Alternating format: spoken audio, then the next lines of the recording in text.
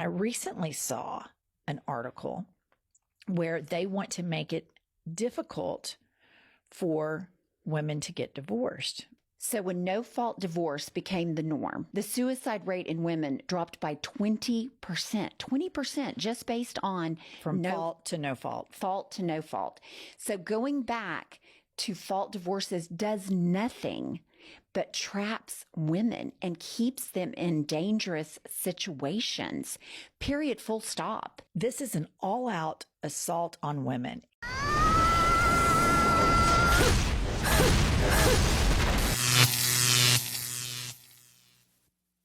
Welcome to The Wall. In today's video, we'll talk about how they want to get rid of no-fault divorce, how women are against it. It's a long video, but entertaining. I hope you enjoy it because it's quite serious.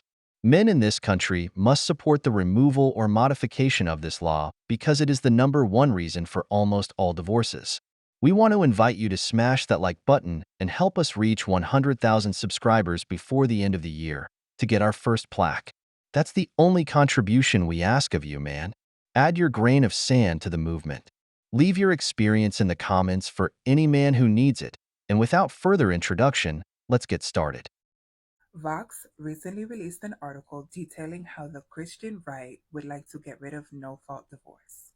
No-fault divorce is basically when you want to dissolve your marriage without proving wrongdoing by either party. So no-fault divorces are good because a lot of women are trapped in abusive marriages. And in order to divorce in certain states and jurisdictions, you have to go to your abuser and ask him to sign the paperwork and grant you that divorce. And we all know that's not happening. There was one paragraph in this article that really stood out to me, and that's what I want us to talk about. Opponents of no-fault divorce argue that it is hurting American families and American culture. Making divorce too easy causes social upheaval, unfettered dishonesty, lawlessness, violence towards women, war on men, and expendability of children. To devalue marriage is to devalue the family, is to undermine the foundation of a thriving society. Let's discuss this. Social upheaval. These ones, the Project 2025ers, they want the good old days back. And we all know what that means. A war on men. Here's the thing. Men believe that when we have a choice and we don't choose them, that they are being punished. They believe that if we are able to walk away from them and live freely without needing them or wanting them in our lives, that they are being punished. And this is also why we are seeing more violence toward women. To devalue marriage is to undermine the foundation of a thriving society. Y'all, they need more bodies. They need more bodies. If every man does not get a woman that he can trap in the house and put babies in, there will be no more worker bees for them to exploit and abuse.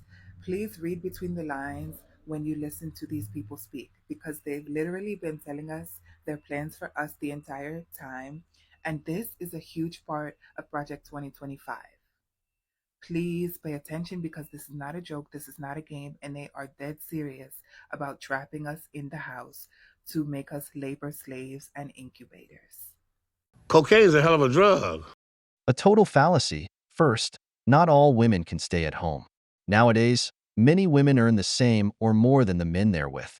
So many don't quit their jobs because the economy doesn't allow it. Second, I agree that anyone who doesn't want to be married should be able to leave. Now, you shouldn't be rewarded for separating. If you supposedly got married for love, which only men do, because only men marry for love, women do it for a lifestyle. Only a man who loves signs a contract that only harms him. As I was saying, if you want to leave, it's fair that you go. But leave as you came. Why should you have access to my assets when you divorce me simply because you're bored? If you decide to leave the marriage, why do I have to pack my bags? Why don't you do it, since you're the one who wants to leave? Why do you have to take my children if this is their home when you're the one making an emotional decision because you know you'll be rewarded for leaving? So, you're not a slave if you leave with my money. You're a scammer, to put it better. Divorce became the norm. The suicide rate in women dropped by 20%. I totally believe this. When I was going through my divorce, I wanted to get divorced as quickly as possible. I wanted to be out of my marriage. I didn't know the man that I married. I didn't trust him. I didn't know what he was doing behind my back.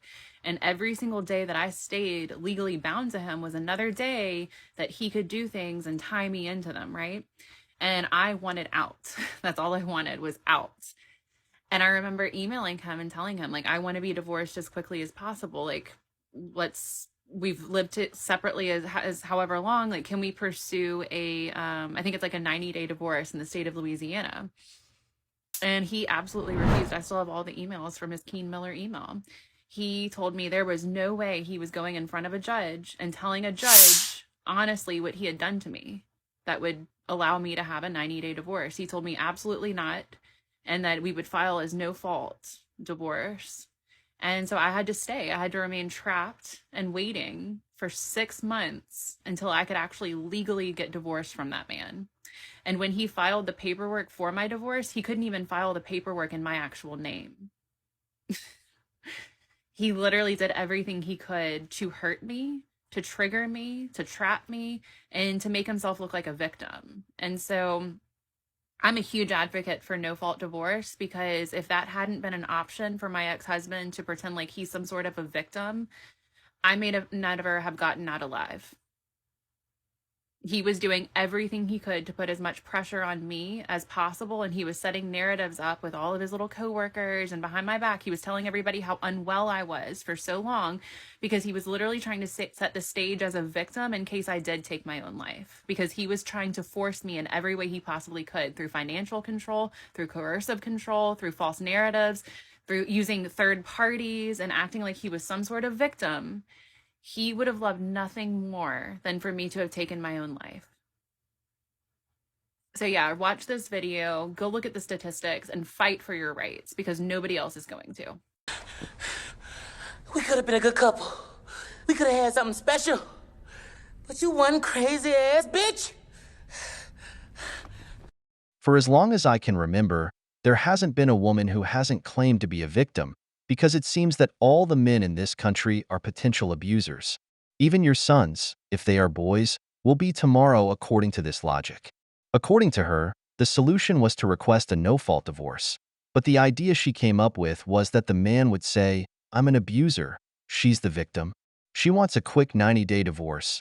But why don't you say that saying something like that for that man would have been like saying, "Judge, take everything from me. Give it all to her." Of course, no man with any sense would do that. That man would have come out of that court more plucked than a chicken. But of course, she is the victim. When he got a lawyer, witnesses, and protected himself, she wanted to die from the abuse. Because even giving you what you want, which is the divorce, the man is still bad. Why don't you say that it's not that you wanted to die? It's that you left broke, you couldn't get what you wanted, because the last thing you thought about was putting a rope around your neck to take your life. What you didn't want was to see the bank account empty. Some conservatives are targeting divorce as the next avenue to curtail women's freedoms. Let me explain. The US uses a no-fault divorce system, meaning that you don't have to prove to a judge that you deserve a divorce. So like Sophie Turner and Joe Jonas can divorce for irreconcilable differences. Our legal system assumes that it's not a good idea to force people to stay in marriages that they're unhappy in. But it wasn't always that way. Once upon a time, you would have to prove to a presumably male judge that you deserved to get a divorce. And this was particularly harmful for women who initiate nearly 70% of divorces. All right, so some conservatives, like Texas Republicans, are trying to scale back that no-fault divorce system because they're saying accessible divorce is just ruining the institution of marriage. We've got all of these people just getting divorces over small irritants that they should just work out. One senator even suggested that people should just stay in unhappy marriages, even violent ones, for the sake of children. Also claim that accessible divorce is actually bad for women because it makes men more likely to cheat on us. But if you listen closer, their real problem is women having agency and having power and being able to make decisions without a man's permission. I mean, just listen to this Republican commentator. This was not my choice. My then wife decided that she didn't want to be married anymore. And in the state of Texas, that is completely permitted.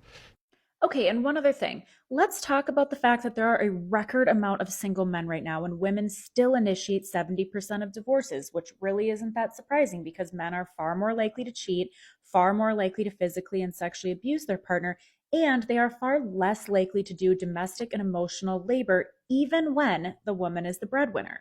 Okay, so let's just put all the pieces together here. We've got a record amount of single men because women are like, I don't really need this. And at the same time, predominantly male legislators are trying to reinstate laws that have historically been used to trap women in marriages. They're eroding reproductive rights and trying to create obstacles to obtaining a divorce. No! God, please, no! No!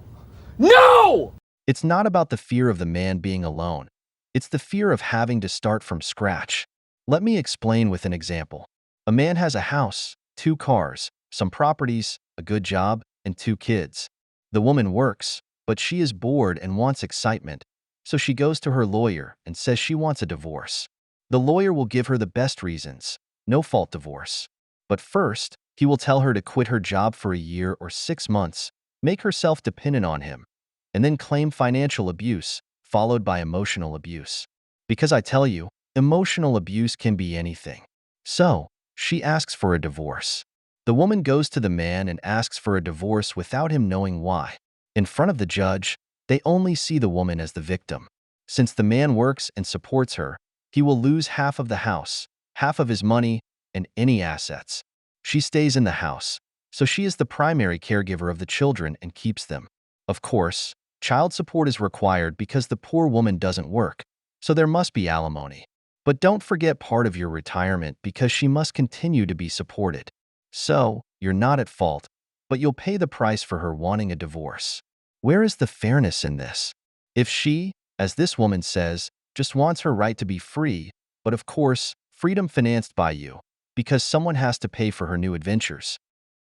Conservative lawmakers are trying to get rid of the no-fault divorce. And let me tell you why this is so dangerous for women and why it can actually backfire on their asses. So in 1969, California was the first state to instill no-fault divorces, and then a lot of other states followed. And by 2010, all states had this no-fault divorce law. And what this means is you can get divorced for any reason. I mean, how many times have we seen irreconcilable differences as far as a reason for divorce? But prior to this, in order for you to get a divorce, you had to show that your partner did something egregious. And this was very dangerous for women because it was really hard to show emotional abuse. I mean, you could show physical abuse if you took pictures. I mean, back then there weren't cameras like there are now. But if your husband emotionally abused you, that was almost impossible to prove, and you were stuck in a toxic marriage. And this is also really dangerous for women because 70% of divorces are initiated by women, because women suffer in marriages a lot more than men do. We're responsible to take care of the household, of the children,